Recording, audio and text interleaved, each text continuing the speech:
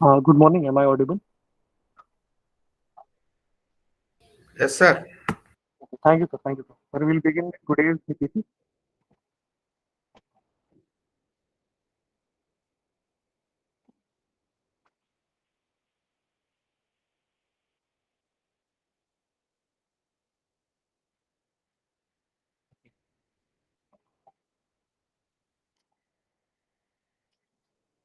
We, Very good morning to all the offline and online audiences.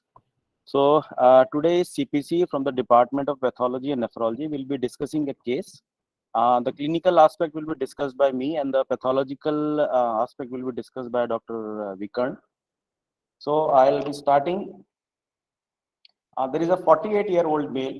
Basically, is a non-diabetic, non-hypertensive. It means major comorbidities was not there in this patient.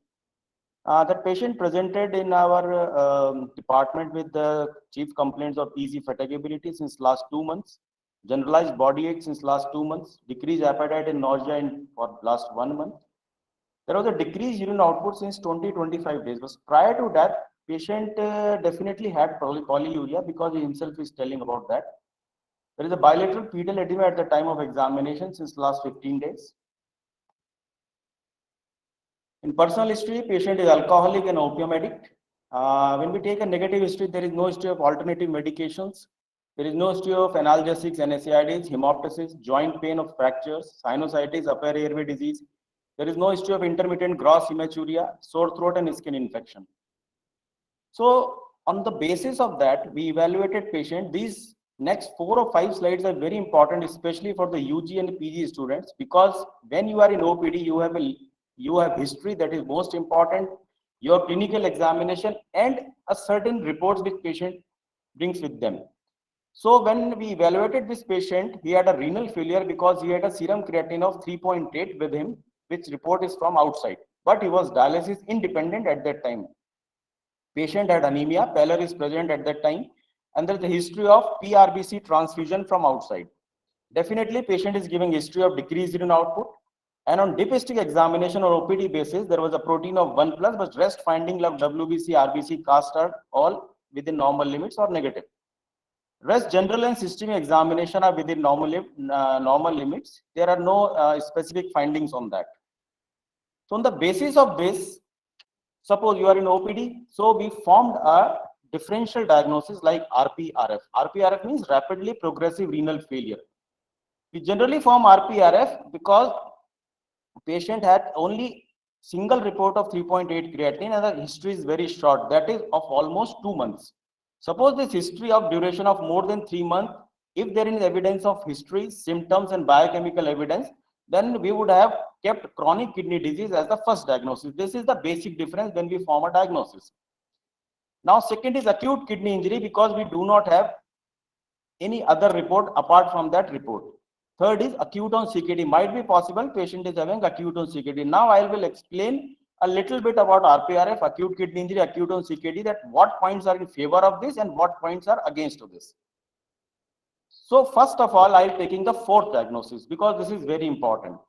If you are framing a diagnosis of chronic kidney disease, you have to be very sure, especially students, because once you label this patient as CKD, you have labeled as a non-salvageable disease. So nobody will going to salvage those kidneys. You have to be very sure when you are framing diagnosis of CKD. So diagnosis CKD means when there is a duration, functional or structural abnormality of the kidney of more than 3 months of duration. That duration is very important. So definitely we have a raised serum creatinine. Anemia is more common in CKD as compared to other modalities.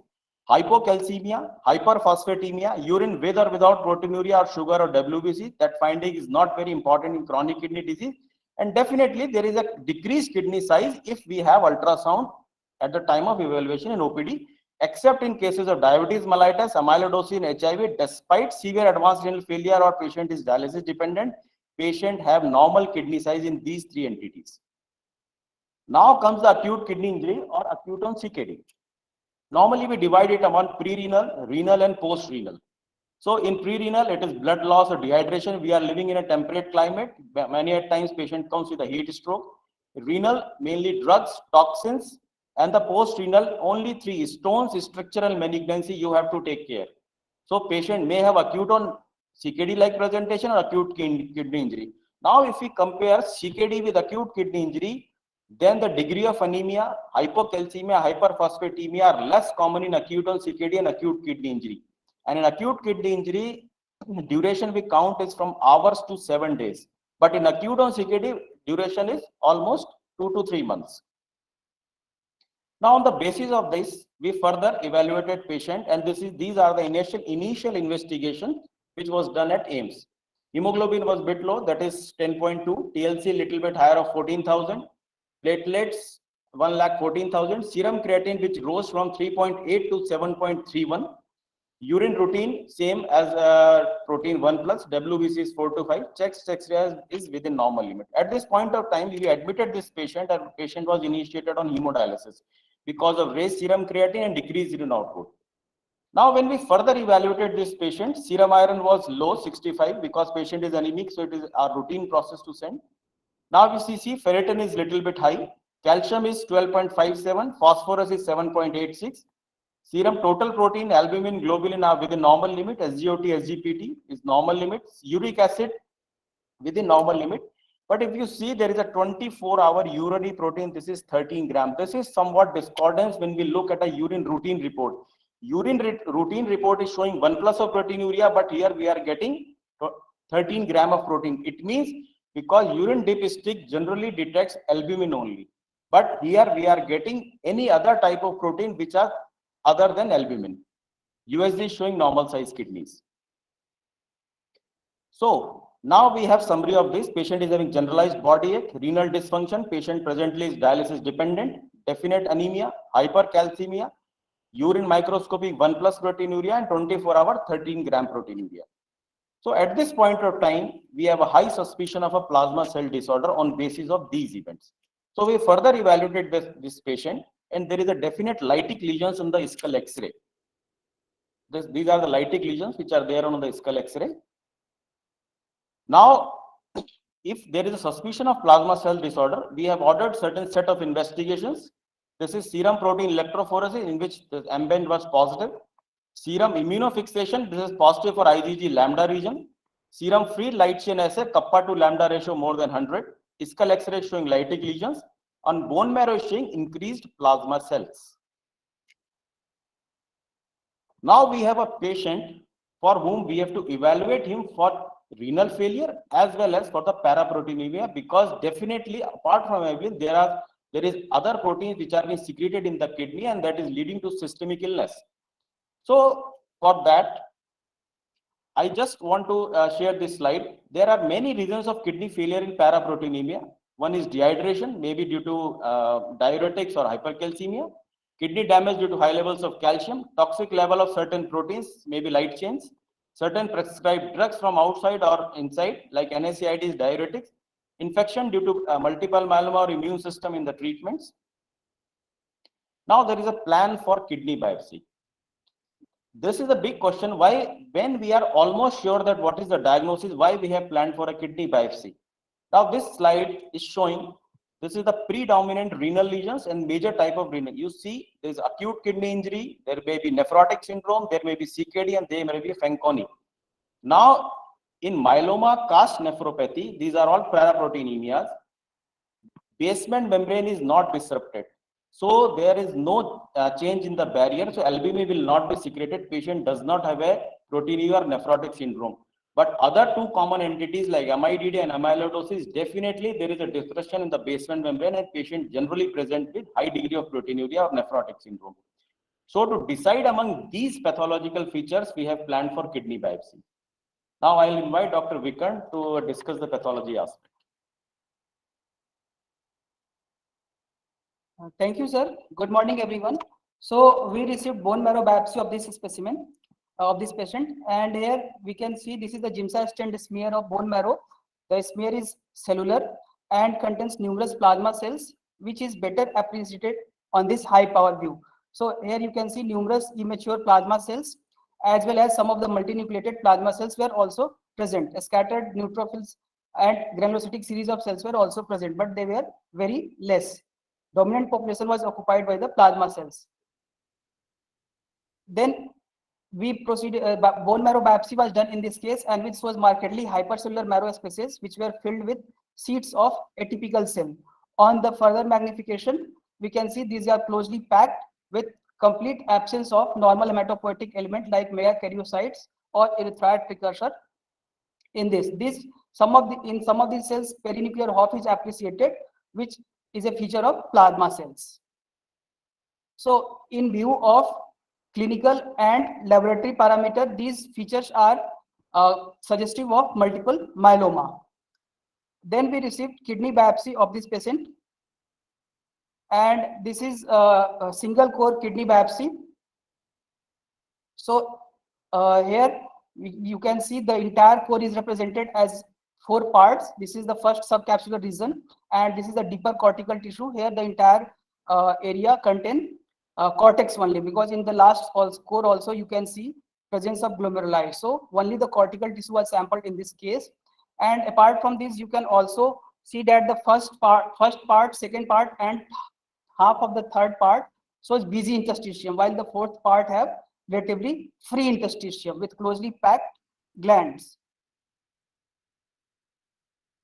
A further closer view, you can see the interstitium compartment in the subcapsular cortex is infiltrated and appears busy, while the deeper part appears relatively free of any infiltration with closely packed tubules. This is the PS stent slide. So you can see this PS stent in renal pathology is used to highlight the glomerular basement membrane and tubular basement membrane. So here the TBM and glomerular basement membrane take deep magenta color staining, as you can see here. So in this picture, we can see that tubules are widely separated from one another by inflammatory, or you can say atypical infiltrate. So these may be inflammatory or reactive in nature, or this can be monoclonal or neoplastic in nature. While the other areas shows closely packed glands which are normal, which are looking normal, absolutely normal. No interstitial infiltrate is present. Glomeruli in this case appears normal on light microscopy. This is the HNE stent slide. This is mesenteric, and this is Jones-Methamin silver stent, which is used for highlighting the glomerular basement membrane. So here there is no hypercellularity or any crescent in any of the glomeruli. They appear absolutely normal with patent capillary ducts, patent capillary loops. So on further close-up of the view, we can first focus on interstitial pathology here. So in the interstitium, you can see that the tubules are separated by inflammatory infiltrate, and these infiltrate are causing compression of the tubules. This is better highlighted on the PS stain, the widely separated tubules by the infiltrate in the interstitium, while the glomeruli appears absolutely normal here. This is the further magnification to show that the tubules and the atypical nature of the cells. These are the tubular epithelial cells, and adjoining to them there are the interstitial infiltrate which are looking atypical here, which is better highlighted on this PS stain. This is a TBM, tubular basement membrane, proximal tubular epithelial. These are separated by this type of infiltrate. This is the oil immersion microphotograph, and here we can see the atypical nature. These cells have angulated hyperchromatic nuclei and moderate amount of cytoplasm. So usually with this type of features on light microscopy, if we don't have any history of multiple myeloma mentioned in the form, we will consider a possibility of tubulointerstitial nephritis first in this case, which is a reactive, which can be reactive also. So for this, CD3 and CD20 immunohistochemistry can be done to confirm. So in this case, CD3 immunohistochemistry was done, which highlights the T cells. So here we can see that most of the reactive, there is some T cell scattered. However, most of the cells are negative for CD3, which is better appreciated on this high power magnification. So we can see that there is scattered T cells which are positive here, brown colored staining is present, while majority of the cells are negative for CD3. So these are not the T cells. Then CD79 immunohistochemistry was done because CD20 was not available at the time of workup. So here in CD79 is a marker of B cell, although it can be present in 1/3 to 1/2 cases of plasma cells in multiple myeloma as well. So in this case, CD79A was positive in these cells. And on high power view, we can see these are the CD79A cells in the interstitium, while the tubular epithelial cells, this is the tubules which are negative for CD79A. Then we proceeded to confirm the presence of plasma cells in the infiltrate. So CD38 is a relatively specific marker of plasma cells, and it is absent in reactive B cells. So CD38 immunostain was done, and we can see that there is diffuse membranous positivity in the interstitial infiltrate, while the core which was free of infiltrate was showed no positivity for CD38 cells. So this is the closer magnification of CD38 immunostain, which shows a strong cell membrane positivity in the infiltrating cells, and in between the negative cells are the tubular epithelial cells which are negative for CD38. So this confirms the presence of plasma cells in the interstitium. So we have confirmed once the presence of plasma cells, we need to know whether this is monotypic or this is polyclonal. So for this, we proceeded with immunostaining for kappa and lambda.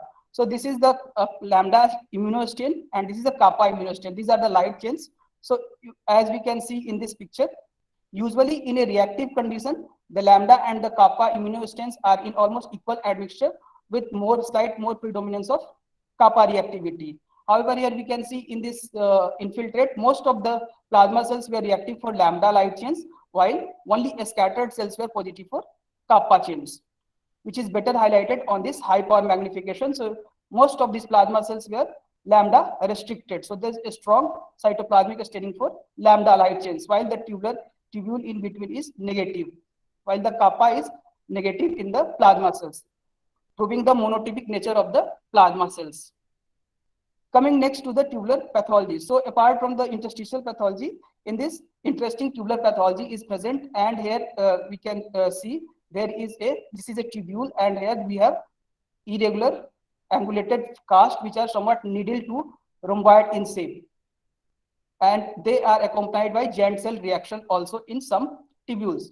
Apart from these refractile crystals in the tubules, there are some amorphous type of cast in the tubules as well. This is a pH stain, and these casts are pH negative, while this tubule contains a strong pH positive cast. So this is hyaline cast, while this is the light chain cast, which are pH negative. So this is high power magnification. So usually these casts involve the distal convoluted tubules. So we can see the closely spaced nuclei of the distal convoluted tubule, while the lumen contain this crystalline cast in between with occasional apoptotic cells. Then this is the mesenteric stain, which is used to highlight the intra-tubular crystals. So here we can better see the fractured crystals, which often has jigsaw puzzle-like arrangement which are fitting to one another. On mesenteric stain, these crystals are a strong phosphinophilic or deep magenta color on appearance, and sometimes these casts have polychromasia, as can be seen in these tubules. Polychromasia can be appreciated as a different shades of green and red combination. So here these are present in this cast also. These casts are pH negative and are frequently accompanied by the giant cell reaction, and these casts are further non-agyrophilic. So these are the features of light chain cast nephropathy.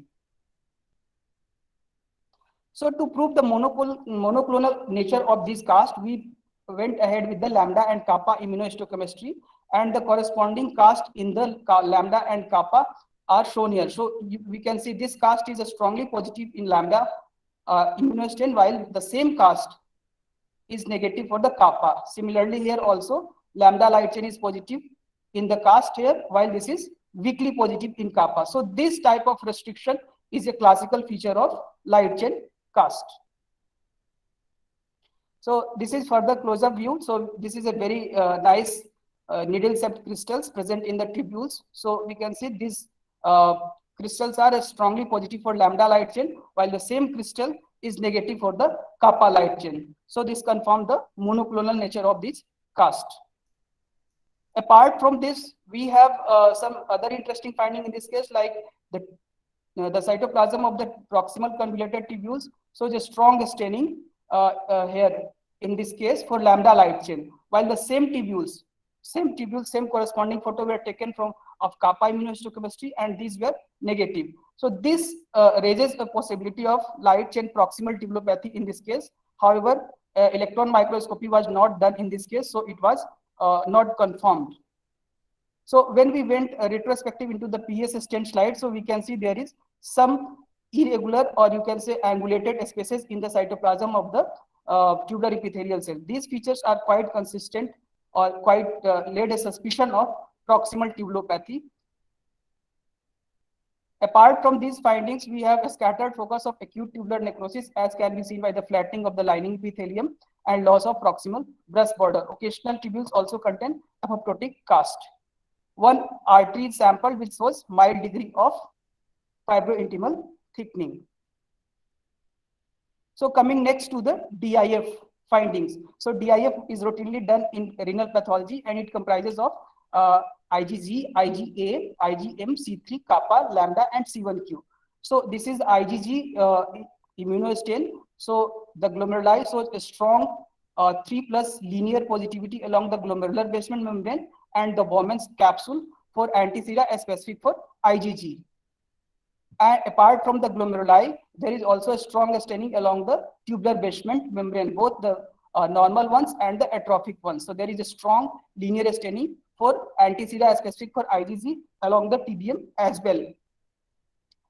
Kappa and lambda were also done in this case as a part of workup. So the cast which we have seen on light microscopy were strongly positive for lambda light chain, while the same cast were negative for kappa light chain. Apart from that, there is also a strong staining of the tubular basement membrane here. As we can see, there is a strong staining in this, while these tubules are not highlighted in the kappa immunostain. There is a strong background fluorescence in lambda light chain as well in this core, as can be seen here, while it is absent in kappa light chain. Also, occasional focus shows presence of positivity in tubular epithelial cell also, which further strengthen our diagnosis of proximal tubulopathy in this case. So in this 48-year male with clinical diagnosis of multiple myeloma, the kidney biopsy shows feature of plasma cell infiltration, myeloma cast, nephropathy, lambda restricted, and the features of monoclonal immunoglobulin deposition disease, that is light and heavy chain deposition disease, and proximal tubulopathy. So if in the present case, if we do not have any history of monoclonal gammopathy or multiple myeloma mentioned on the form, we should have first considered a diagnosis of tubulointerstitial nephritis, which can be caused by drugs, autoimmune disorder, infections, toxic or metabolic causes. So in tubulointerstitial nephritis, there is interstitial inflammation, there is tubulitis, edema, acute tubular injury of variable degree, and usually most of the cases are reactive in nature, and they comprise of predominance of T cell infiltrate along with some B cell population. However, we have a history of multiple myeloma, and there is evidence of plasma cell infiltration. So if there is evidence of plasma cell infiltration in the biopsy, the common diagnostic consideration in the case include tubulointerstitial nephritis with autoimmune disorder, IgG4 related tubulointerstitial nephritis, infiltration by neoplastic plasma cells, and tubulointerstitial nephritis monoclonal light chain mediated. Since in our case there is a strong evidence of multiple myeloma, so the first two diagnoses were not considered, and there was possibility of infiltration by neoplastic plasma cell and tubulointerstitial nephritis monoclonal light chain mediated. So a few points about the tubulointerstitial nephritis light chain mediated. So here the diagnosis cannot be straightforward made on light microscopy. We need direct immunofluorescence study to confirm the diagnosis, or at least immunohistochemistry. So on immunohistochemistry, there is restriction of the light chain along the tubular basement membrane. This is required along with the presence of interstitial infiltrate to confirm this diagnosis. So infiltration by neoplastic plasma cell, as in the present case, we have demonstrated presence of monotypic plasma cells, that is lambda restricted. So in the present case, the diagnosis was infiltration by neoplastic plasma cells. Coming to a few points about the light chain cast nephropathy. So light chain cast nephropathy on light microscopy can be confused with other cast, that is pigment cast caused by rhabdomyolysis associated acute tubular injury. So in this, what happens, there is pigmented tubular cast, which are often ropey or thread-like, So these cast can be confused with myeloma cast. However, they are positive for myoglobin. Another cast which can be confused with light chain cast is mTOR inhibitor toxicity. These mainly occur in kidney transplant recipients who received the drug containing rapamycin. Here, the tubular cast has almost similar appearance as that of myeloma cast. However, the history in this case is very useful to confirm the diagnosis. And third, hyaline cast can be confused with myeloma cast, although they can easily be excluded as they are strongly PS positive, and there should be absence of monoclonal immunofluorescence staining. Since this patient is a opium addict for 10 years, so opium can also can cause cast in tubules. So these casts have basophilic appearance and they are fine granular and they are very rarely reported.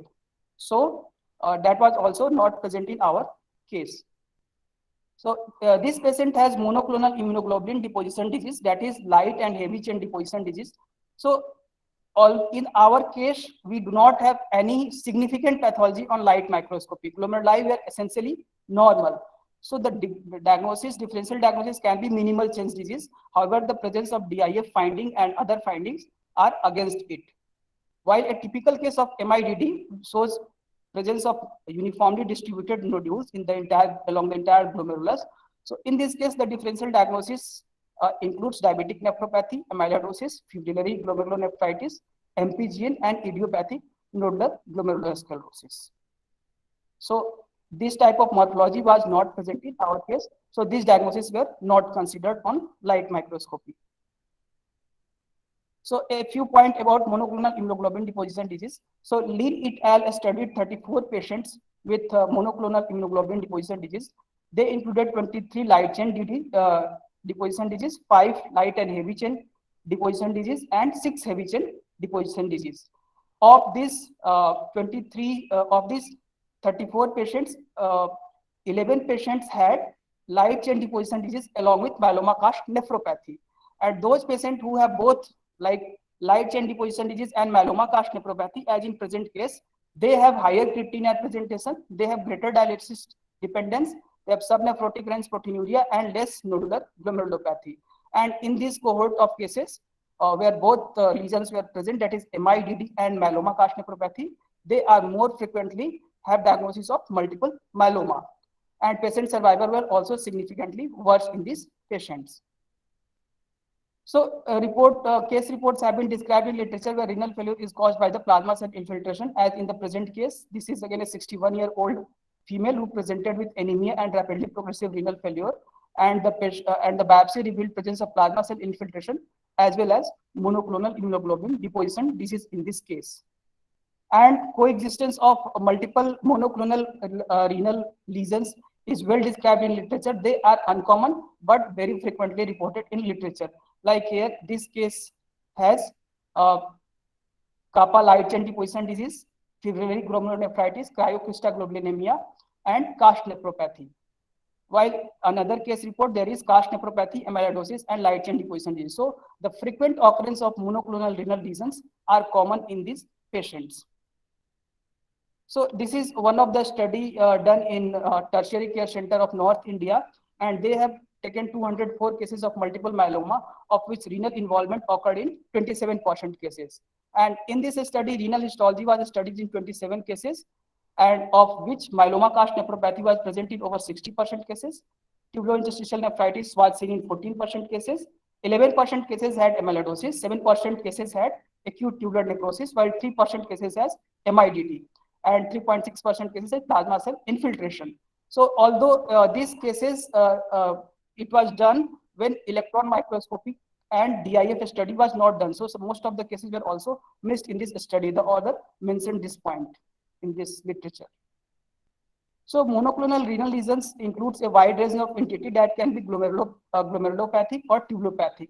It includes immunoglobulin-related amyloidosis, monoclonal fibrillary glomerulonephritis, cryoglobulinemic glomerulonephritis, immunodeprived glomerulonephritis, monoclonal immunoglobulin deposition disease, proliferative glomerulonephritis with monoclonal immune deposits, light chain cast nephropathy, light chain proximal tubulopathy, crystal storing histiocytosis, cryocrystaglobulinemia, C3 glomerulopathy, and neoplastic plasma cell infiltration. So in the present case, we have MIDD, light chain cast nephropathy, a possibility of proximal tubulopathy, and neoplastic plasma cell infiltration. So we have 4 entities in the present case.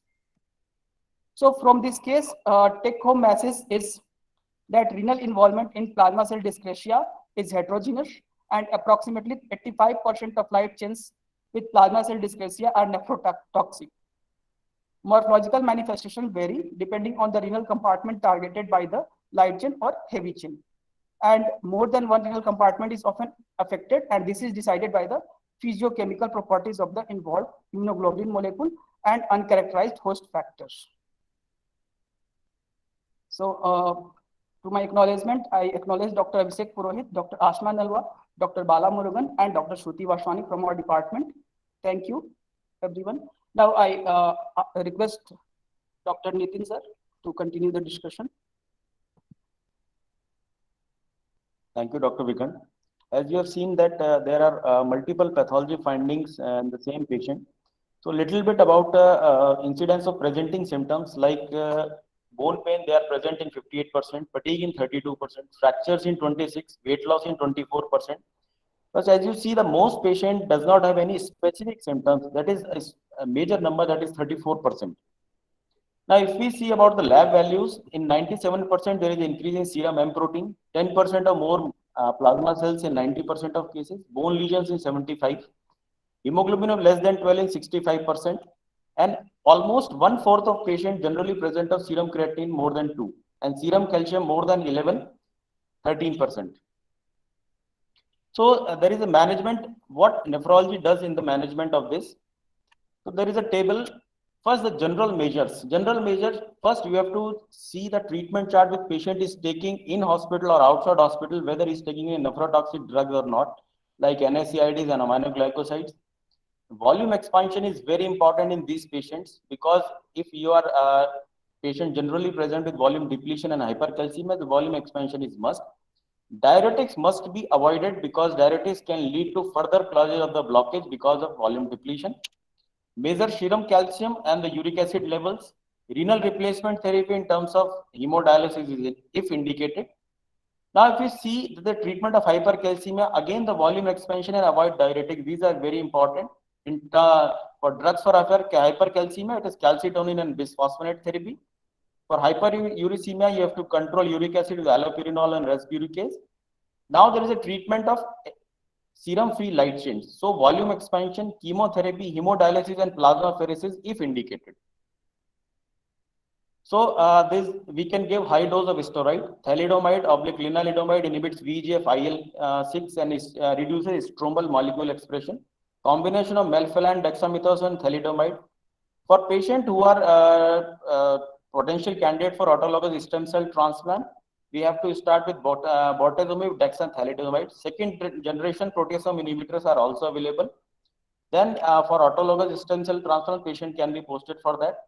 Radiotherapy, especially if patient is have extensive lytic lesions and a bone pain, and hemodialysis and plasmapheresis if indicated. So on the basis of bone marrow and kidney biopsy finding, patient was started on dexamethasone, bortezomib, and lenalidomide of a 21-day cycle. And at the time of discharge, patient hemoglobin is 7.4, creatinine is 3.8, although at this point of time, patient is still dialysis dependent.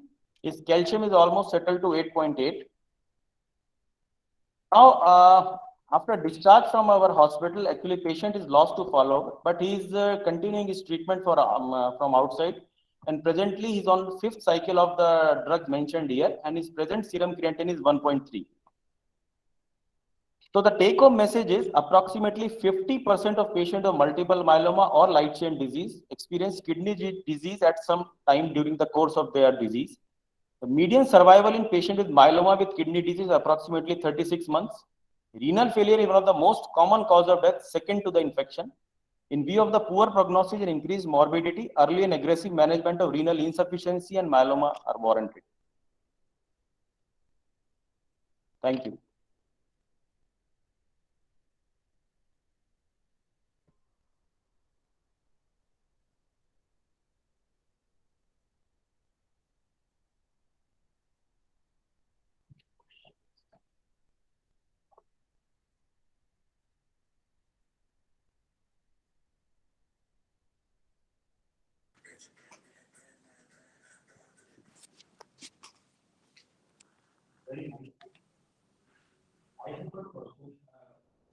Hi, good morning all. This is Professor Puranik. Am I audible?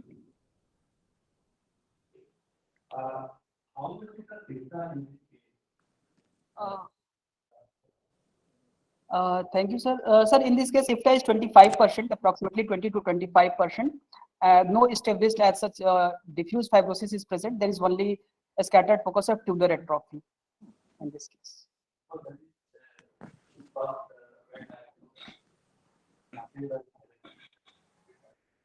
Yes. Earlier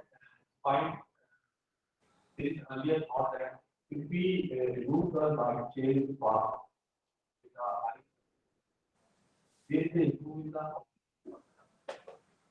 further then try like AIIMS that this no benefit of good analysis compared to the early initiation of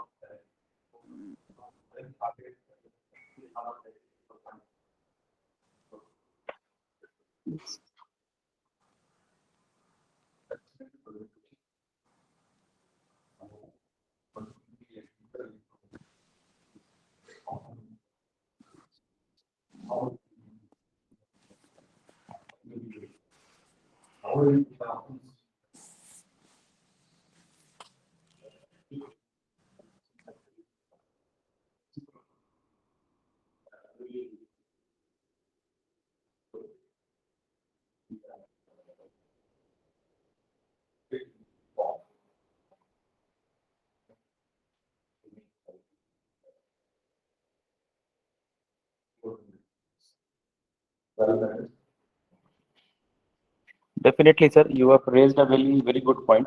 Nowadays, even literature is forcing us to, if any patient whose age is more than 40 years with unexplained renal failure and major comorbidities of diabetes and hypertension are not there. So you have to evaluate that patient even for this paraproteinemia. Thank you, sir. Sir, Puranik sir was asking a question. Sir, please. Okay, am I audible? Yes, sir, you are audible. Okay, yeah, very wonderful case to be presented on this forum. I'm really impressed that multiple myeloma was discussed and it was treated. I have two divergent questions. One is that opioid itself causing renal damage. So what will be the kind of advices when there is a renal failure case? What kind of opioids we should be using in clinical practice? One. Two, I would have appreciated if there was an opinion from clinical hematologist or onco physician in this particular case. Definitely, sir. Actually, we have planned for that. We have taken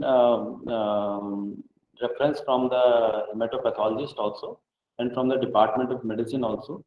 But after starting of first therapy, actually, patient insisted discharge early, and further follow-up could not be done here on OPD basis, and patient taking this treatment from outside.